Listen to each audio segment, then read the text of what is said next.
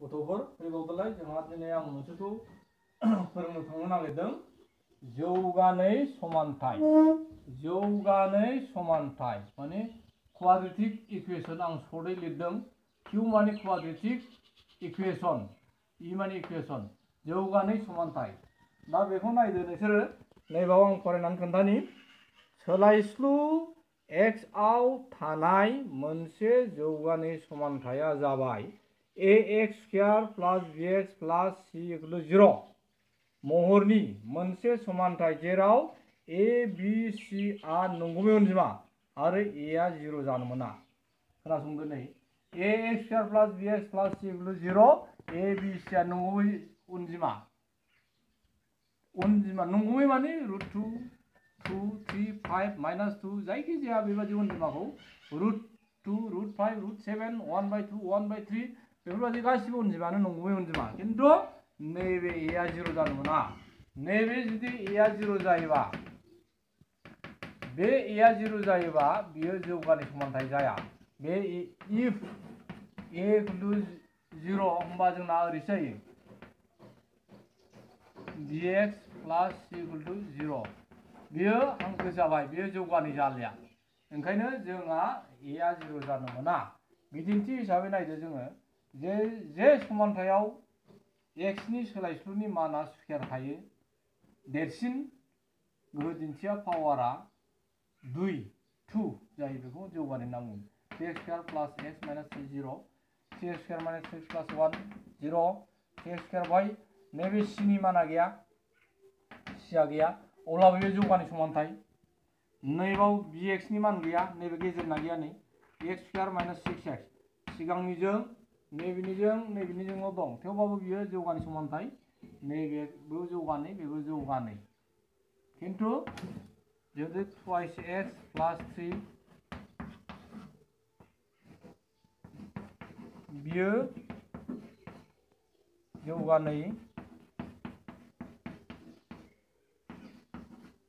समानथाय नङा। दा जोङो जौगानाय समानथायखौ बेबादि महरनि ax square plus bx plus c बेबादि महरनि समानथायखौ जोङो मावफुंनांगौब्ला मोननै आदब दङ। मोननै आदबजों जोङो मावफुंनाय आदबा जुदि जोंनिया मोननै, एक नाम्बाराव जाहैगोन मोननैनि बिथोराव जोंना सानजाबगिरि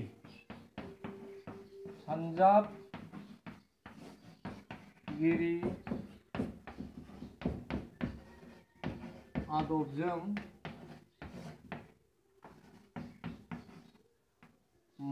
मावफुंनाय,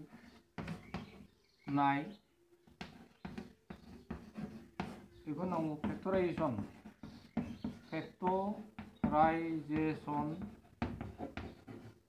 मेथड। आरो जोङो माजों दिहुनबावो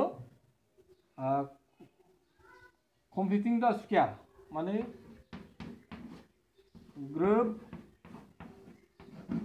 बर्ग आदबजों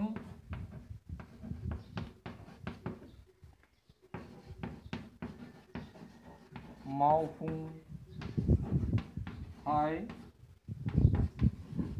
दिहुननाय, बेखौ नाङो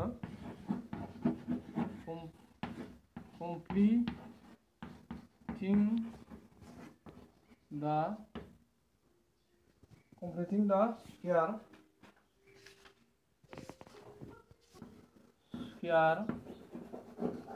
आदब। आरो जोङो मोनसे खालामनो हाबावो 3 नाम्बाराव। बे 3 नाम्बारा जाहैबाय फर्मुला बाहायनानै आरो खालामनो हायो। दा जों गिबियाव नैबेखौ सानग्रोनोसै, सानजाबगिरि आदबजों मावफुंनाय माने फेक्टराइजेसन मेथड, ओमफ्राय ग्रोब बर्ग आदबजों मावफुंथाय दिहुननाय।